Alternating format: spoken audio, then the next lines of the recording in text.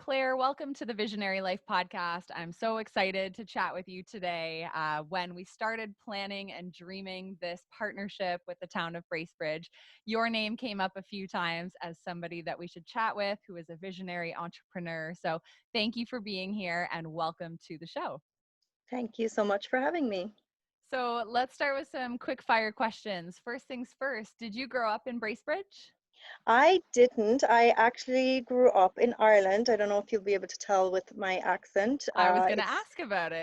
it's definitely faded a little bit, but I grew up in the south of Ireland in County Cork in a very small village, 700 people. So yeah, long way from home. And what ultimately brought you to Ontario, Canada? So I moved here in 2012. I worked straight out of university. I worked for a company in Dublin, actually a Canadian founded company called Mercer, and I worked with them in a graduate program straight out of my postgraduate. And I worked with them for a few years, and then they had an opportunity that came up in Toronto. So I ended up traveling over to work with them in Toronto for a few years. So that's what landed me here in the first place. Okay, Um, so now I yeah. have to ask then, how did you end up in Bracebridge, which is 2 hours north of Toronto? Yeah, so then I worked for that company in Toronto for another few years, and then they asked me to go to India actually. So this is quite a tangent. So I went to India for initially what was supposed to be a 1 year contract. I stayed for almost 2.5 years there. Um, but essentially, what we were doing was we were sending work or offshoring work, I suppose is what they call it, from the Toronto office over to the India department. So we were training people, setting up a team over there, but essentially they were absorbing my department in Toronto. So at that point, I'd sort of maybe grown a little bit weary of the work itself, not so much the company.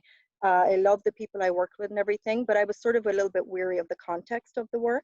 And I felt like I wanted to do something a little bit more creative and probably solo, so something kind of out on my own.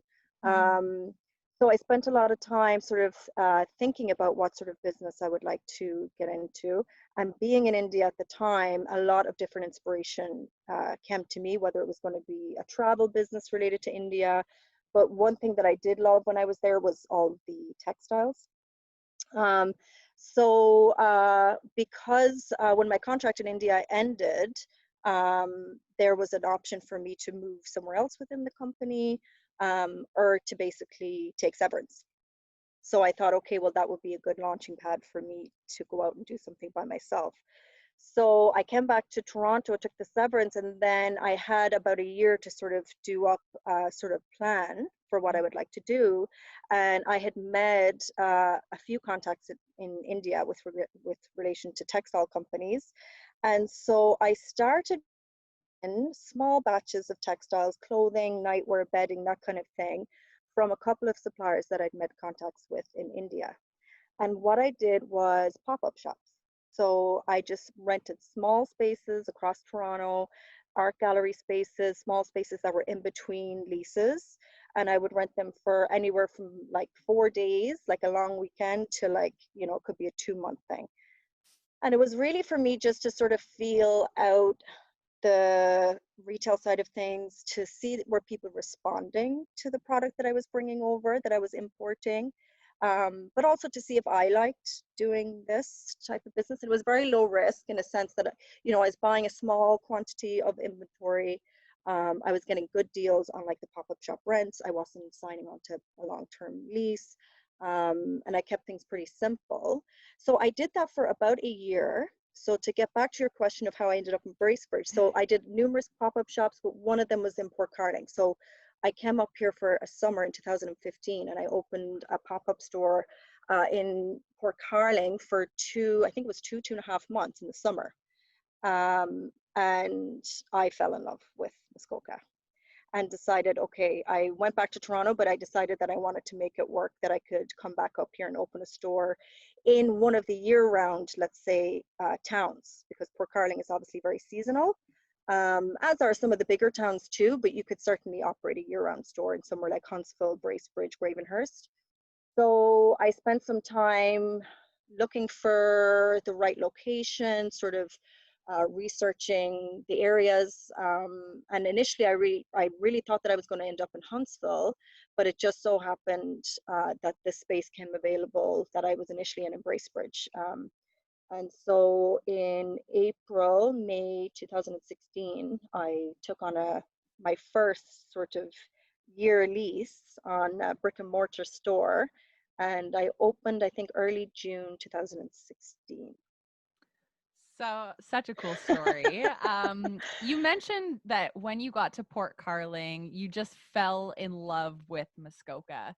I'm wondering if you can share with the listeners, because some of them have never been to Muskoka before and maybe they live outside of Canada and may never get there. What is it that you love about Muskoka? What was that feeling that you were like, yep, I need to move here? Yeah, for me, definitely the natural beauty. I mean, it is just one of the most stunning places. The mixture of the water, like the connection of all the lakes, the river that we have here in Bracebridge, all of the trails that we have, all of the outdoor activities that you could do, mixed with, sweet little towns that you can still go and do sort of your retail therapy. You can have a great meal. You can go and see live music. So for me, I love the fact that I could be so close to all of that natural environment, but still have that sort of lifestyle that I wanted, and just at a much slower pace. Mhm. And I just felt, yeah, the pace was really good, but the people were so nice. I felt such a community feel very quickly when I came up here. And I think too, I'd worked in corporate for 10 years and I'd worked in big cities, but I am a small town girl. Like I grew up in a Mhm. very small part of Ireland, small town in Ireland. And I think as I was getting older, it's in my 30s at that point, I really just felt like such a connection to sort of getting back to that community. Um, and I was very rooted in Canada. I love living in Canada. There are a lot of things that I love about being here. Particularly, I love the defined four seasons. Yeah. And that is one thing that you get to experience in Muskoka like nowhere else. You get to experience the beautiful, warm, lively summers when there's a lot of hustle and bustle around. You get gorgeous fall colors, and then you get, stunning winters where you get to just go and explore and yeah, just be in nature in, something that I didn't grow up with. So it's very new to me, but I really love all the four seasons. Mhm. So take us back then to May, you said May, June 2016. So you find a space that you want to lease. You're putting the bones together for your first brick and mortar. What were some of the early challenges that you ran into in getting this space up and running? Because you went from pop up shops, which were maybe a little easier and not as much commitment, not as much risk, to really committing to make this into a business that you're going to pour your time and energy into. So, yeah, walk us through those first few months, the challenges in getting it set up, and then maybe in the first few months of being opened. Yeah, it was definitely a different approach. I mean, it was still a rental, but I came in and I had to do quite a bit of work to sort of overhaul the space. It had been a coffee shop before, and it was all of these like really dark colors, like mocha and navy, and so I probably spent most of my time painting, and then yeah, acquiring a lot of fixtures and fittings. So I was back and forth to Toronto. I was going to a lot of antique spots. I was trying to sort of source a lot of different display pieces that worked. I wanted to keep a very bohemian look to the store, sort of eclectic in a way. A lot of what I sell in terms of the textiles are very sort of floral prints. They look amazing in a cottage. They've got lots of birds and flowers, and like they're really, really vibrant. And they look really good against white and wood. So that was sort of my theme for the store. Um, and when I opened, I did find, I sort of dove right in to do, the full year-round brick and mortar store. I was still only working with probably, I would say maybe at most 7 or 8 suppliers at that time. Um, and I really realized that my breadth of product was not very wide to Yeah. fill a whole store. So that became intimidating. And I suppose that from there, I really started to think about, okay, well, what is the direction of the store that I want to take. And one thing that I knew was that I wanted to keep the store very much about, uh, handmade goods, artisanal goods that were ethically sourced. I spend a lot of time sourcing, and that is one of the main sort of the ethos, I suppose, of my business, is that trying to source products that are beautiful handcrafted goods, unique, that I try and source.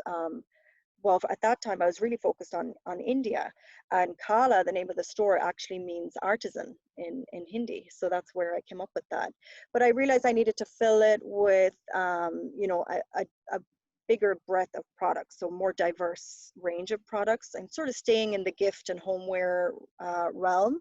Um, so then I started really focusing on looking for local makers that I could add to the store to complement the linens that I had, and the textiles that I was carrying, sort of keeping that artisanal bohemian feel. And so from there, I spent a lot of time, talking to locals and sort of looking to see who were artisans, who were ceramic artists, and people who were making clothes and accessories and stuff like that locally that I could start bringing into the store. Um, the good thing was I opened, early summer, late spring, early summer. So I had quite a great introduction because it was busy downtown and I had a lot of people coming in, and it really gave me a taste of those summer months. And I got a lot of feedback during that time. Oh, this would do really well in your store. Or, have you heard of this person? Or, also about the products that I was carrying, what people liked. And I got a taste of that in the pop-up shops, but certainly being in the permanent space, I got to really see more of the same people coming in and giving me, this feedback. Um, so that was really great, and it sort of gave me, a better idea of the direction I wanted to go in for the store, because I was very much just, you know, um, I suppose I just sort of was going with the flow. Hmm. I was choosing things that I thought, I really liked and I thought could do really well in this market. But having, a full brick and mortar year-round store, I really, okay, what else are people going to be looking for, and sort of building out the product collection. Hmm. Um, and then I headed into my first winter. And so that was interesting. And anybody I think that's opened a business up in Muskoka, they have those first couple of winters where it gets really scary. You haven't quite built up your local customer base yet. In the summer you get a lot of transient, tourists, cottagers, that kind of thing. And it probably took me uh, 2, 3 years before I really started to feel, and I had local support, but where I really started to feel that become more bread and butter for me in the off season. Hmm. Um, so yeah, it was interesting to open up that time of year. It gave you, a great, insight into what can be in the summer, but then like a big dip in the off season.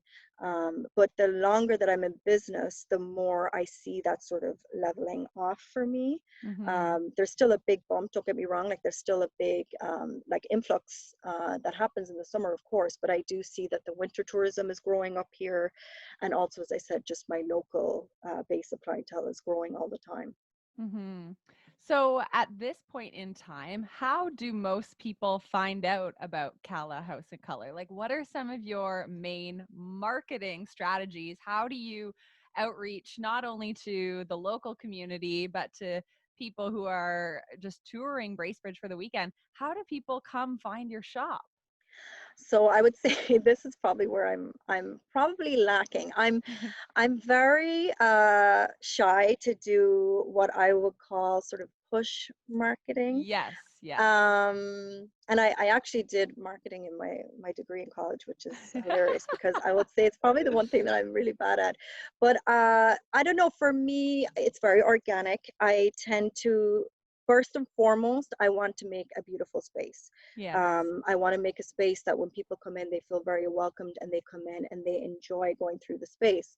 Um, and so, from there, then I try and build on that by doing good photography and sort of releasing that out into the world. But again, I don't really do any sort of push marketing. I do a lot on social media, and I will say I'm beginning to see huge benefit Yes. from that. I've spent years sort of posting and sort of feeling like, is this doing any work? And then particularly this recent season, like spring and with COVID and the closure and everything, like I've definitely felt that was paying off, like to have Mhm. so much good photography of the products inventory we have and of the store itself. Um, and yeah, I mean, right now I'm not necessarily doing any sort of paid advertising. I like doing stuff like this, like where I'm talking to somebody that will put, my name out into the world. I like collaborating with other businesses, particularly my makers. The artisans that I stock their products in the store, like I do collaboration with them, a giveaway or something like that, and they'll tend to sort of talk to their followers about me. Um, and yeah, I would say, getting much more involved with things like the BIA and the town of Bracebridge, things like that just gets my name out more among the community. Um, and so, yeah, I mean, in my early days, I did probably a lot more, but I sort of felt like I was spreading myself thin. I would do Yeah. things like shows in Toronto, like the Cottage Live show. I did that for 3 years in a row. I did the home show in Toronto. I did a pop-up shop in Collingwood. I did another one where like I wasn't physically present myself, but I would go and set up a room in a store of Cala and have all the stuff there. Um, and that definitely introduced me to customer bases outside of Bracebridge, particularly cottagers, because obviously they would go to those shows. And they were very exhausting to do, but I think they were very worthwhile for me to do to build my brand in the early days.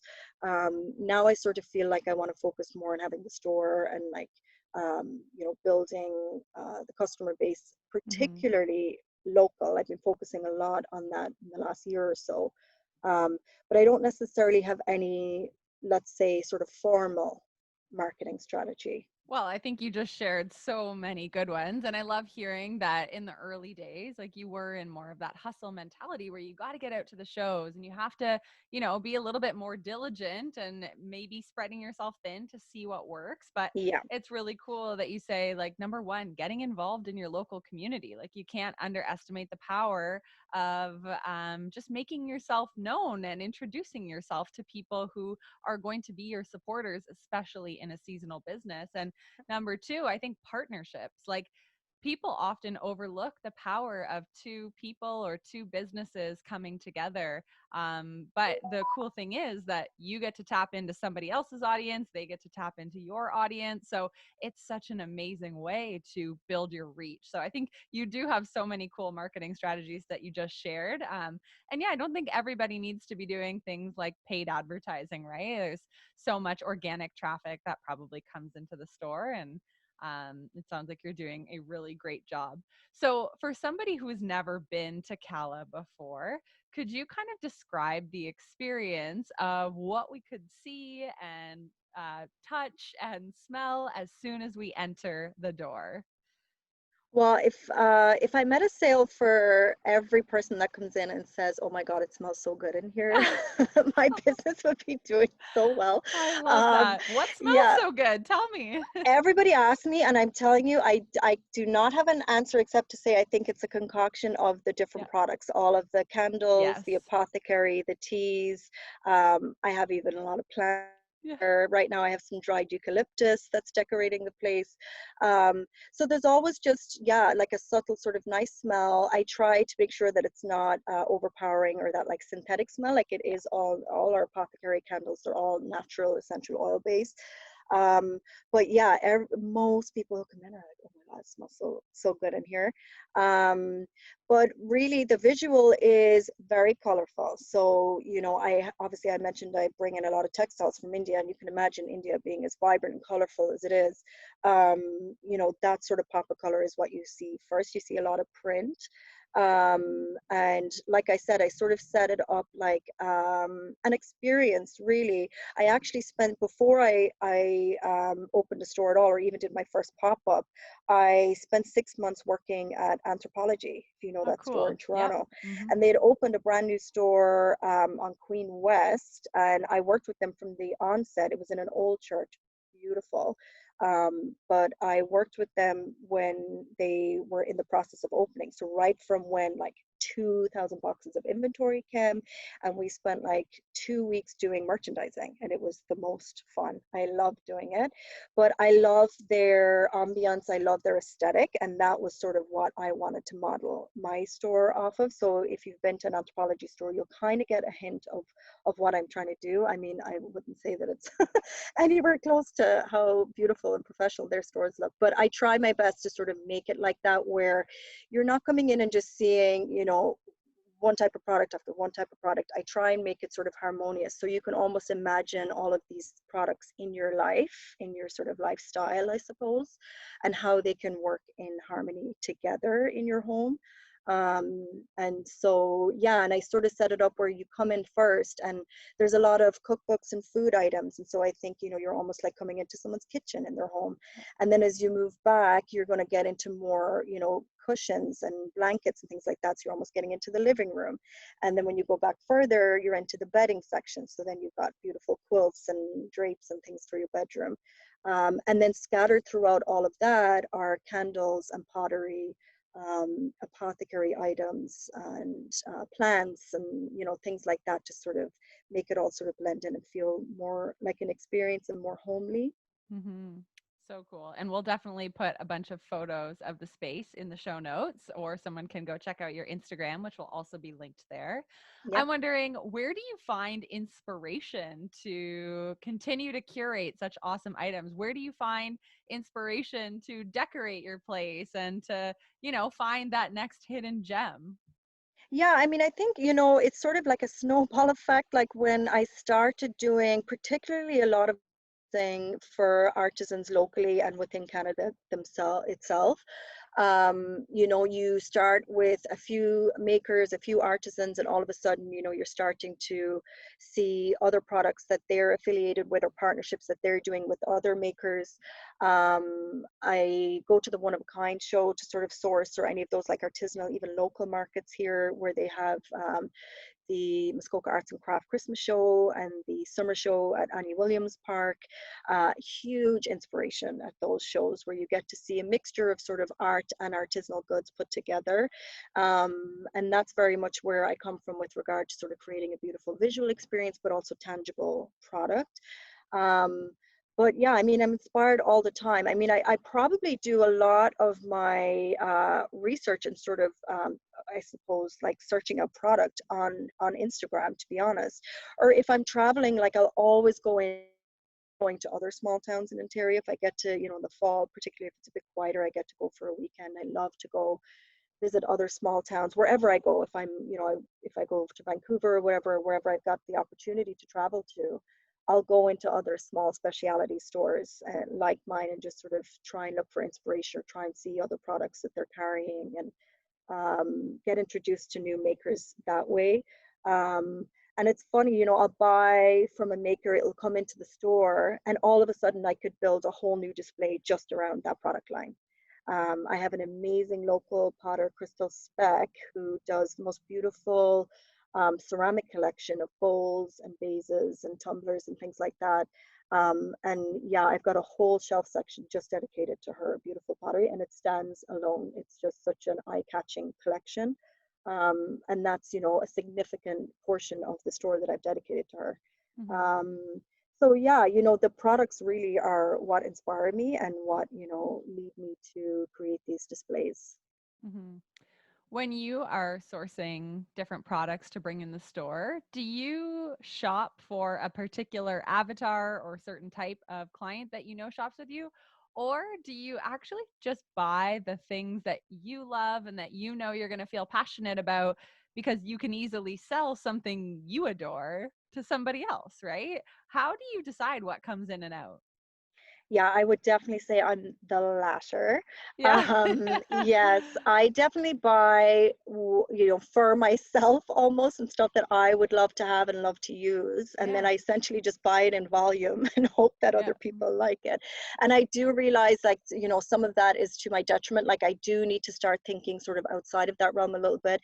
And the good thing is, I get that feedback from customers. They'll tell me, do you have anything like this? And that'll sort of plant a seed with me. And I'll say, okay, well, maybe, this line is something that I should be thinking about. It might not be exactly what I would be looking for, but it could do well with my customer base.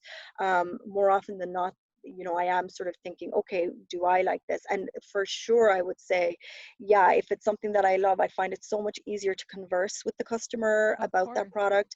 If it's something that I'm using, I can, especially, in the candles, apothecary, even in the food, if I have used it or eaten it or consumed it, it's so much easier for me to describe it. And there might be things that I got that may not exactly be to my taste, or it might not be the right product for me in the end, but at least I've used it and I can talk to the customer about, what are the benefits for you, or, it depends on the product essentially. But um, yeah, I definitely do buy more with sort of my taste in mind. But again, it's sort of coming back to the partnerships I have with a lot of my makers and my suppliers, I'll get a lot of inspiration from them in terms of other product lines that sort of are cohesive, let's say, with their product lines. And that sort of leads me to go a little bit outside of my own just mindset and what I would like to have. But essentially, I would say overall, yeah, it's a lot of what I like, and I do think that does make it a lot easier for me to sort of, like I said, converse with customers about the benefits of the product, or the great things about the product. Yeah, and I think that number one, like you have to be in love with the products you're selling, whether you sell services within your business, whether you sell products, whether you are promoting a podcast. Like, if I wasn't excited about this interview, it would be really hard for me to promote it when it goes live. And, it just wouldn't come across as all that exciting from my voice, which is the one that needs to spread it. So I think like there's definitely something to that. You need to be a huge fan of your own business. It Yeah, sounds obvious, but at the end of the day, if you're the biggest advocate of the products you've got, people are going to literally like feel that excitement radiating from you. And I think that's yeah, there's definitely a strategy behind that. yeah. Now, I know before we started recording, you said you sometimes have a little bit of trouble separating work and life, and you often spend long days in the shop. So, do you have any routines for maintaining balance between not burning out from the shop, but also still being able to pour into this business that you love so much? How do you keep a balance?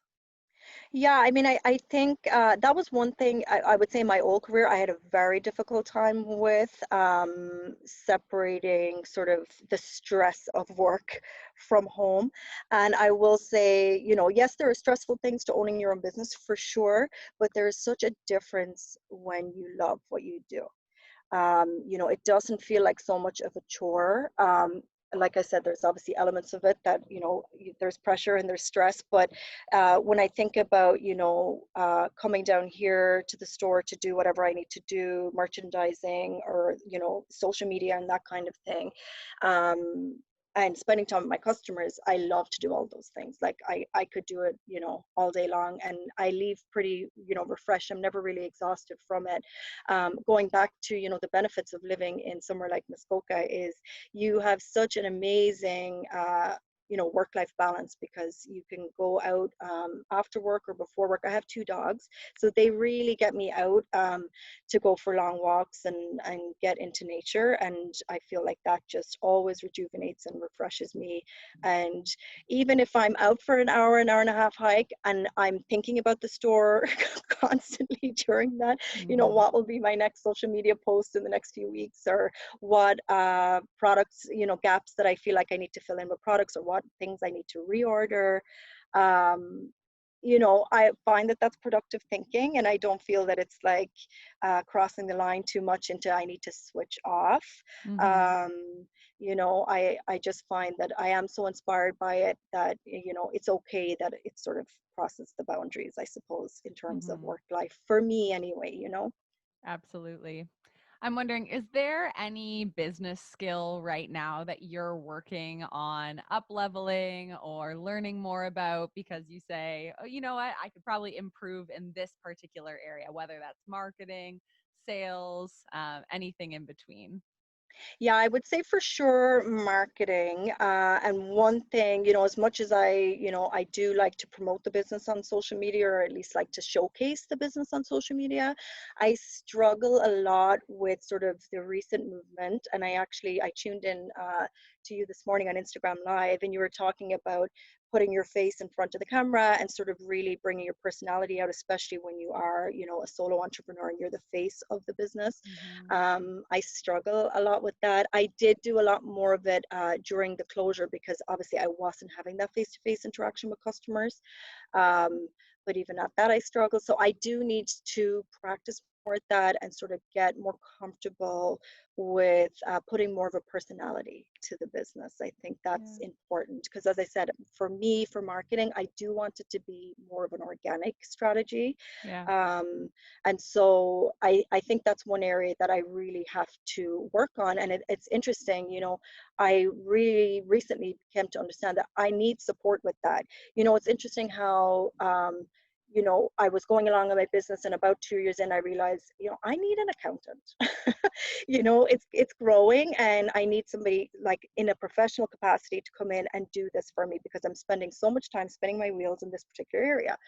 And they came in and they helped me with so many things and relieved so much stress and pressure for me that it was worth its weight in gold. And I'm beginning to realize that now on the marketing side of things in that realm. And so I've recently made the decision that I am going to reach out to a local company here, actually well-known marketing, and they came in this morning actually to do a 360 Google photo shoot for me.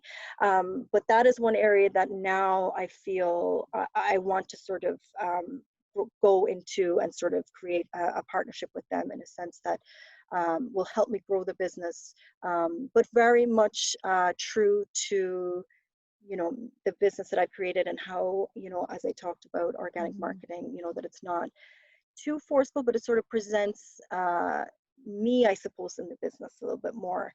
And as easy as it sounds to just, say I'm going to put my face in front of the camera, It's not that I easy. no, I need help with it. I definitely, definitely do. Yeah. So yeah, I'm hoping that that's going to be a big learning for me this year and a big Hmm. investment.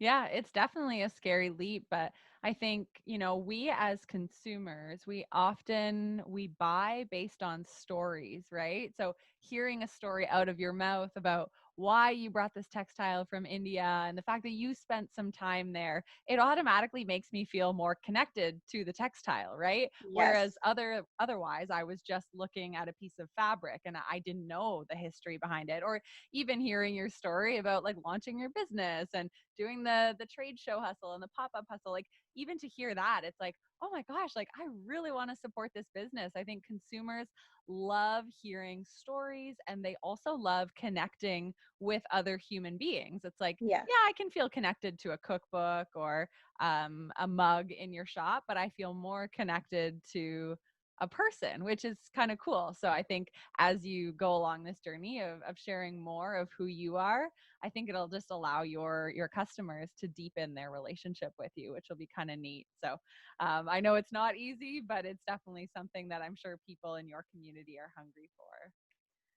Now, I'm wondering what would be some advice that you would offer to someone who's looking to open a business in a small town, but is kind of scared that like maybe there's not enough people or they'll never make it.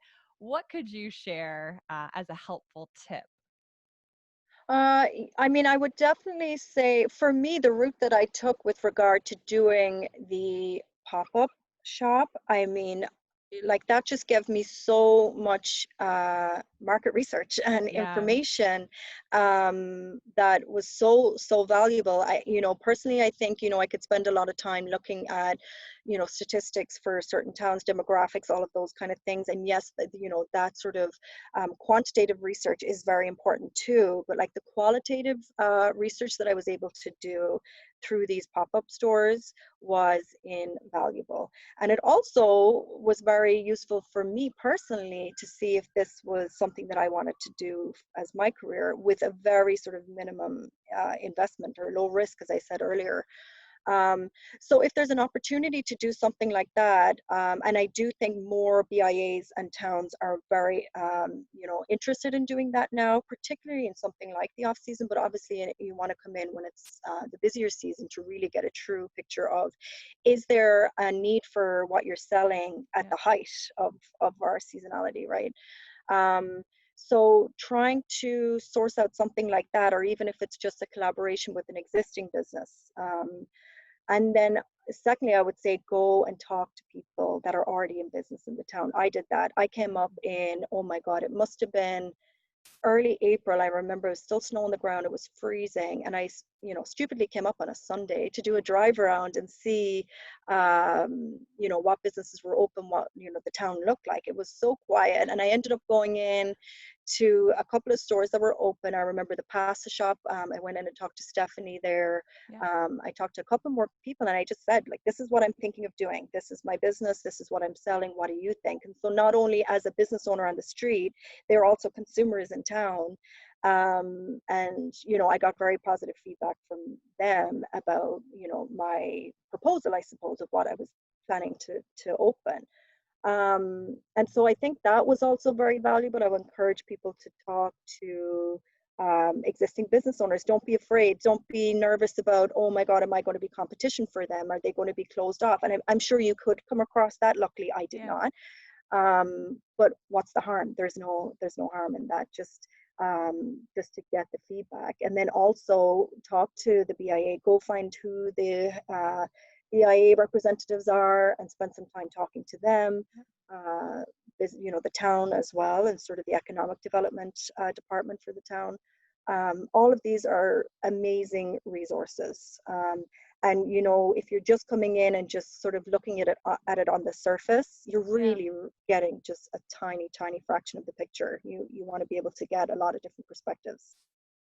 It's such a good tip. And like, yeah, it's so obvious to go talk to people, but not enough people do that, right? They're scared. They don't want to Hmm. share their business idea publicly. They think, like you said, they'll be perceived as competition. But for the most part, like people, like they want the community to grow. They want more amazing entrepreneurs to come line the streets. And so I think that's such good advice to just get out there and meet somebody who's doing something similar to what you're doing and ask them the hard questions, right? Are there any hidden gems tucked within Bracebridge that you would suggest any visitor make sure to go check out, whether it's a restaurant, a piece of nature? Being that we're shining a spotlight on the town of Bracebridge, I'd love to hear some of your favorites. Oh my God, there's so much.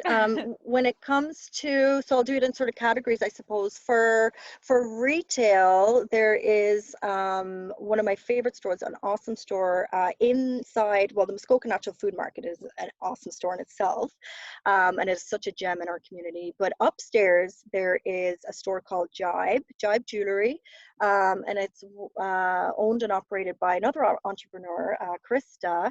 And she sells a lot of beautiful handmade gifts, a lot of jewelry that she makes herself. So she actually makes a lot of it while she's in the store or in her home workshop.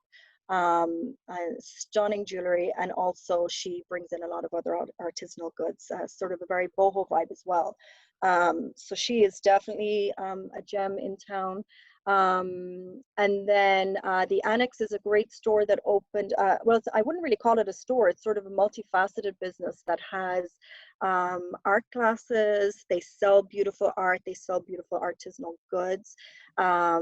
They have a coffee shop in there, and it's also a space that you can rent out for events. So that's a very dynamic business that we have downtown.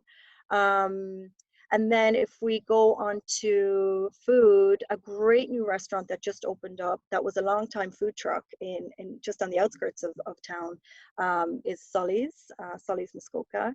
Fantastic food. They've created such a beautiful ambiance. They're actually located in the old Muskoka Brewery space where Muskoka Brewery actually originated. Cool. So there's really good history in that building for, economic sort of success stories in Bracebridge.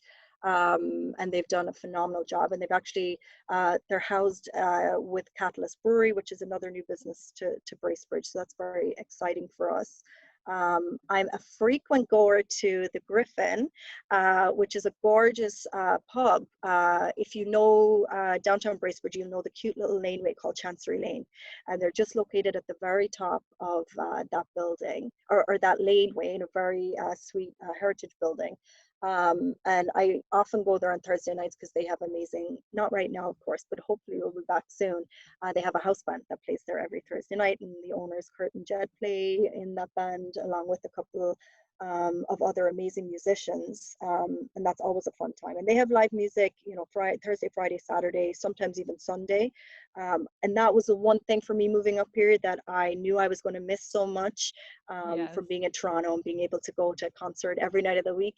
I'm a big music fan, and so I love going there. Highly recommend a visit to the Griffin. Yeah, we have so many great restaurants and bars. And then with regard to, yeah, going out and about, like getting into nature, one place that I absolutely love is Wilson Falls, and it is only not even a 10-minute drive from right downtown. And so it's on the Muskoka River. I suppose there is a falls there. There's a dam there, and then there's some natural falls there. There's a beautiful trail all along the river. And yeah, it's just one of the best places to go for a hike. And then yeah, there's so many places. There's another place called Henry Marsh, which is sort of the opposite side of town as you head towards the lake. And you can sort of hit it at a certain point, and then walk all the way through until you actually reach Lake Muskoka. And it's very popular for bird watching. It's amazing that we have the Great Canadian Trail that just runs all the way through beautiful Bracebridge, but it connects the whole country. I just think that is just so amazing. And we're so lucky and blessed to have access to that.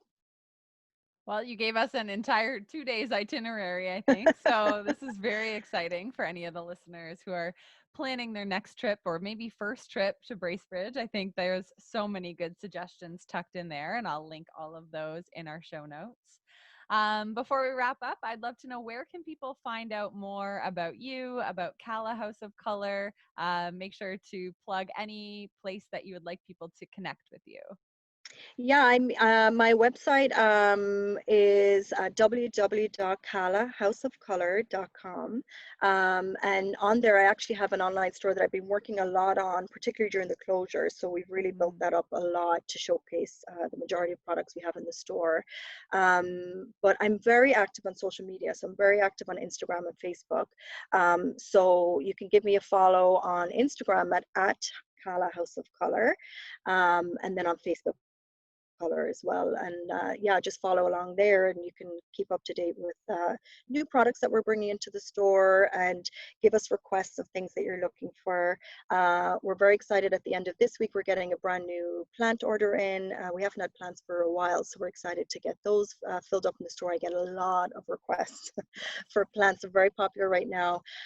So whenever something new is coming in or something popular is coming back in, I tend to post on there. And yeah, and hopefully you'll start to see more of me on there if I get brave enough and get enough coaching. Well, we look forward to it. Well, thank you so much, Claire. It's been so good to get to know the whole backstory of Cala. I think that was really inspiring, and it's so great to hear your journey from start to where you are today. So, thank you for sharing your story on the Visionary Life podcast. I would encourage everyone to go check out your socials, your website, and to pay you a visit next time you're in Bracebridge. So, thanks again. Thank you so much, Kelsey.